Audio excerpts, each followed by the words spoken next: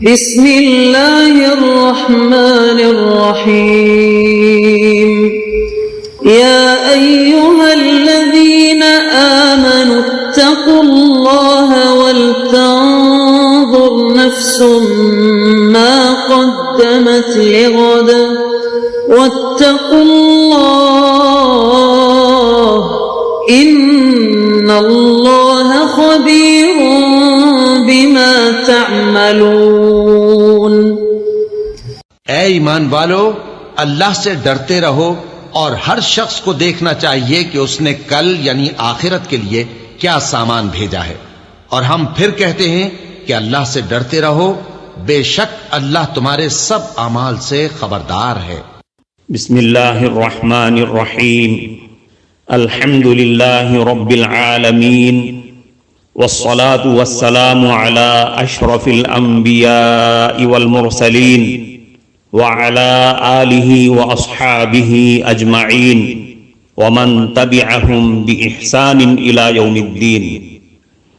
قابل صد احترام حضرات شائقین و شائقات سچا پیغام، السلام علیکم ورحمۃ اللہ وبرکاتہ۔ آج کی محفل میراث النبی کے نورانی پروگرام میں آپ کا استقبال ہے۔ اہلا و سہلا مرحبا۔ ہم آپ تمام حضرات و مستورات، محترم حضرات و خواتین، تعلیم کا آغاز ہو رہا ہے۔ سب سے پہلے آداب تعلیم کا لحاظ کرتے ہوئے تعلیم کی طرف متوجہ ہو جائیں۔ پورے دھیان سے سننا، عمل کی نیت سے سننا اور تبلیغ کی نیت سے سننا، یعنی سنی ہوئی باتیں دوسروں تک پہنچانے کے جذبے سے سننا۔ چند خاص آداب تعلیم ہیں، امید ہے کہ آپ حضرات ان آداب کا ضرور خیال رکھیں گے۔ جزاکم اللہ۔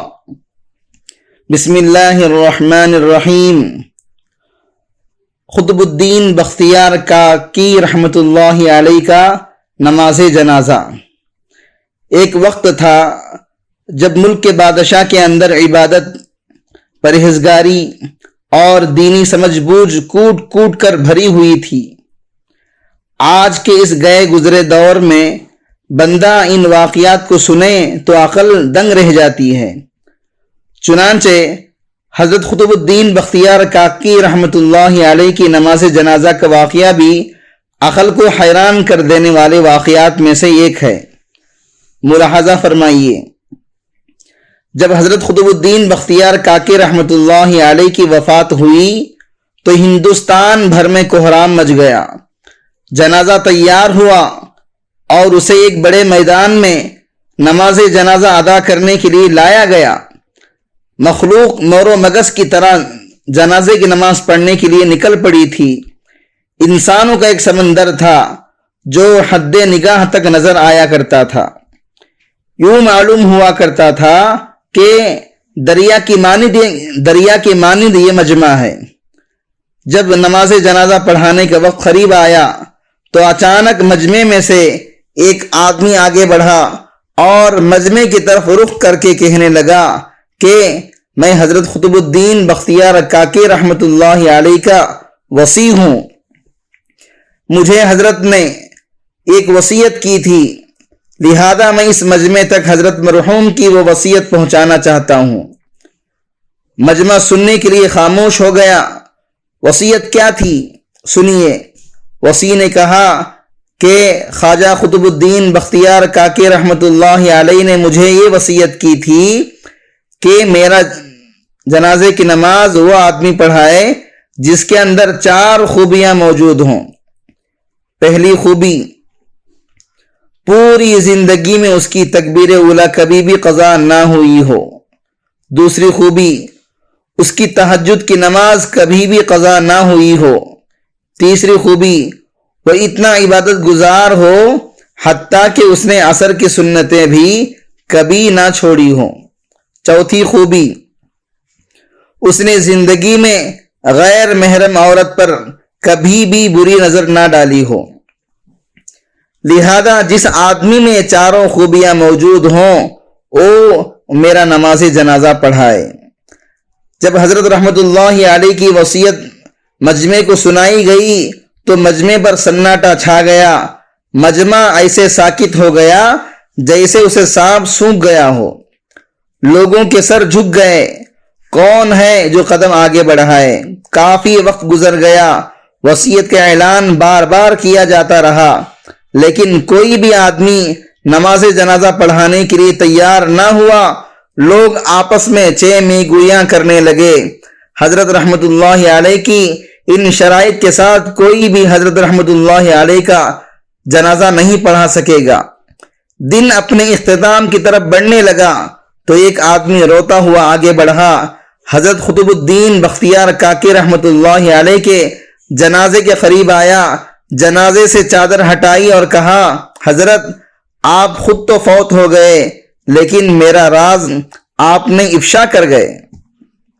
اس کے بعد بھرے مجمع کے سامنے اللہ کو حاضر اور ناظر جان کر قسم اٹھائی کہ الحمدللہ میرے اندر یہ چاروں خوبیاں موجود ہیں۔ لوگوں نے حیرانگی سے دیکھا، یہ وقت کے بادشاہ شمس الدین التمش رحمت اللہ علیہ تھے۔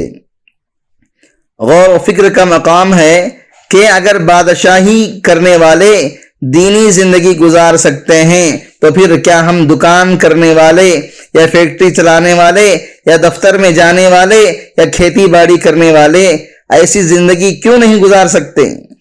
اللہ رب العزت ہمیں زندگی بھر نیکی پر قائم رہنے کی توفیق عطا فرمائے۔ ایک بادشاہ اور 3 وزیر۔ ایک دن بادشاہ نے اپنے 3 وزراء کو دربار میں بلایا اور تینوں کو حکم دیا کہ تینوں ایک ایک تھیلا لے کر باغ میں داخل ہو جائیں اور وہاں سے بادشاہ کے لیے مختلف اچھے اچھے پھل جمع کر دیں۔ وزراء بادشاہ کے اس عجیب حکم پر حیران رہ گئے اور تینوں ایک ایک تھیلا پکڑ کر الگ الگ باغ میں داخل ہو گئے۔ محترم ناظرین کرام، اس دینی اور ایمانی بیان کو سننے کے دوران ہی اس کو لائک کر دیجئے اور شیئر بھی کر دیجئے تاکہ دوسرے بھی اس سے فائدہ اٹھا سکیں۔ اللہ آپ کو جزائے خیر عطا فرمائے۔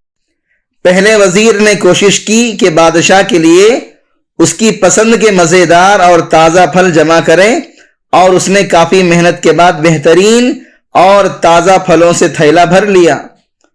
دوسرے وزیر نے خیال کیا کہ بادشاہ ایک ایک پھل کا خود تو جائزہ نہیں لے گا کہ کیسا ہے اور نہ ہی پھلوں میں فرق دیکھے گا، اس لیے اس نے بغیر فرق دیکھے جلدی جلدی ہر قسم کے تازہ اور کچے گلے سڑے پھلوں سے اپنا تھیلا بھر لیا۔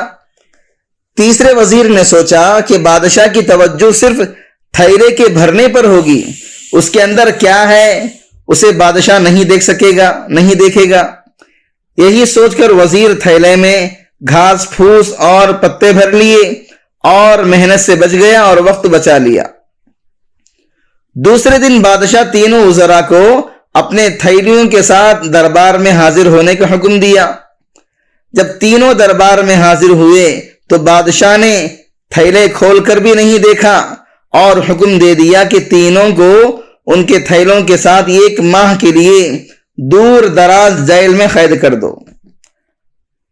اب اس دور دراز جیل میں تینوں کے پاس کھانے پینے کے لیے کچھ بھی نہیں تھا سوائے اس تھیلے کے جو انہوں نے جمع کیا تھا۔ اب پہلا وزیر جس نے اچھے اچھے پھل چن کر جمع کر لیے تھے وہ مزے سے اپنے انہی پھلوں پر گزارا کرتا رہا یہاں تک کہ 1 ماہ بآسانی گزر گیا۔ دوسرا وزیر جس نے بغیر دیکھے تازہ خراب تمام پھل جمع کر لیے تھے اس کے لیے بڑی مشکل پیش آ گئی۔ کچھ دن تو تازہ پھل کھا لیا لیکن پھر کچے اور گلے سڑے پھل کھانے پڑے جس سے وہ بہت زیادہ بیمار ہو گیا اور اسے بہت زیادہ تکلیف اٹھانی پڑی۔ تیسرا وزیر جس نے اپنے تھیلے میں صرف گھاس پھوس ہی جمع کیا تھا وہ کچھ دن بعد ہی بھوک سے مر گیا کیونکہ اس کے پاس کھانے کو کچھ بھی نہیں تھا۔ اب آپ اپنے آپ سے پوچھئے آپ کیا جمع کر رہے ہیں؟ آپ اس وقت اس باغ میں ہیں جہاں سے آپ چاہیں تو نیک اعمال اپنے لیے جمع کریں اور چاہیں تو خراب اعمال جمع کریں، مگر یاد رہے جب بادشاہ کا حکم صادر ہو جائے گا تو آپ کو اپنی جیل یعنی قبر میں ڈال دیا جائے گا۔ اس جیل میں آپ اکیلے ہوں گے جہاں آپ کے ساتھ صرف آپ کے اعمال کی تھیلی ہوگی تو جو آپ نے جمع کیا ہوگا وہی آپ کو وہاں کام دے گا۔ تو آج تھوڑی سی محنت کر کے اچھی اچھی چیزیں یعنی نیک اعمال جمع کر لیں اور وہاں آسانی اور آرام والی زندگی گزاریں۔ ابھی ہمارے پاس وقت بھی ہے اور اللہ پاک نے سب معذوریوں سے بھی دور رکھا ہے۔